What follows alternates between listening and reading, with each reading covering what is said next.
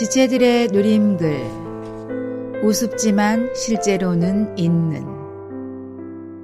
아침에 발람의 이야기를 읽었습니다. 모압 왕 발락이 이방 선지자 발람을 불렀을 때부터, 즉 처음부터 발람은 발락이 자신을 부르러 온 이유를 알았습니다. 모압 왕이 왜 자신을 부르러 모압 귀족들을 보냈겠는가? 그 이유는 너무 뻔할 뻔짜입니다. 모압 왕의 악한 의도는 광야를 가로질러 가는 이스라엘 백성의 위세를 발람을 통해 저주하여 자신들의 영역을 지켜보고자 함이었습니다. 발람은 이런 의도를 알고도 모압의 사신들이 왔을 때 하나님께 구해보겠다고 말해주었습니다. 하나님의 백성을 손상케 하러 오는 사람들이 왔을 때 하나님을 섬긴다고 하는 선지자가 한번 하나님께 알아보겠다? 너무 우스운 이야기입니다. 그렇다면 왜 발람은 그렇게 행했을까요? 발람의 마음속에는 이미 흑심이 들어가 있었습니다. 모압 왕에게 무엇인가 불의의 삭스에 대한 유혹이 이미 있었던 것입니다. 이미 있는 그것이 그의 마음을 자기 기만으로 몰아가고 있는 것입니다. 속에는 벌써 유혹이 뿌리하고 있는데 겉으로는 하나님을 찾은 것입니다. 발람의 말을 가만히 관찰해보면 그는 끊임없이 하나님을 말하고 있습니다.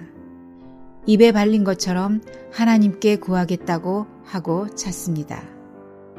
심지어 하나님도 그에게 나타나셔서 내가 이른 말만 준행하라고 하시지만 하나님의 뜻은 결코 그 한마디에 있지 않으셨습니다.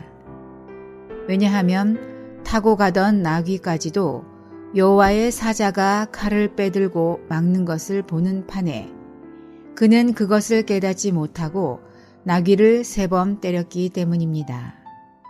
하나님의 뜻은 오히려 명백합니다. 속에서는 이미 정해놓은 갈망이 있는데도 여전히 주님의 뜻을 구한다는 것은 자기 기만입니다. 결국 박박 우기는 듯한 그의 속마음조차 하나님은 가로막지 않으시고 다만 이른 대로만 하라고 하십니다. 아니, 야뽕나루에서 씨름하신 하나님이 사람에게 지신 것처럼 하나님이 지셨는지도 모릅니다. 발람은 모압 왕이 인도한 바알의 산당에 서슴없이 올라갑니다. 그리고 거기서 단을 쌓고 하나님을 만나려 합니다. 도무지 헷갈리지 않을 수가 없는 것이 그 마음입니다. 바알의 산당에 올라갔는데 거기서 하나님을 만나려 한다?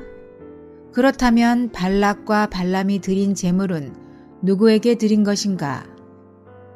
발람의 마음에 뿌리내린 불의의 삭스에 대한 유혹은 그를 극도로 혼합되게 만들었습니다. 하나님의 강권하심에 따라서 3번 축복을 하기는 했지만 결국 마지막에는 모압 왕이 일어나 자기 곳으로 가듯이 발람은 자기 길로 갑니다. 자기 길이 어디입니까? 겉으로는 하나님을 구하면서 자기 뜻을 버리지 못하는 것입니다. 그의 마지막이 그것을 증명하고 있습니다. 그가 축복하였던 이스라엘 백성을 미디안 족속에게 붙어서 도리어 꾀를 내어 해하려 하다 미디안의 왕들이 죽을 때 칼에 맞아 죽습니다. 불의의 삭스를 쫓은 발람의 행위는 가르침이 되고 사람들을 바른 길을 버리고 어그러진 길을 택하게 합니다. 오 주님, 내 안에 다른 갈망은 없는지요? 주여, 이 아침에 나를 감찰하소서. 모든 불순한 것들, 완전히 제가 되기까지 거룩한 불로 태우소서. 주여, 내 안에 순수하지 않은 모든 동기들을 다 파내소서. 오직 당신 한 분만을 취하게 하소서. 당신의 뜻을 구한다고 하면서 나의 뜻을 섞지 않게 하소서. 가장 깊은 곳에 숨어 있는 것까지도 파내소서. 나조차도 스스로 알 수 없는 그것을 주님 빛으로 밝히시고 태워주소서. 스스로 속는 자 되지 않게 하소서. 당신 앞에 가장 단순하고 순수하게 하소서. 아멘.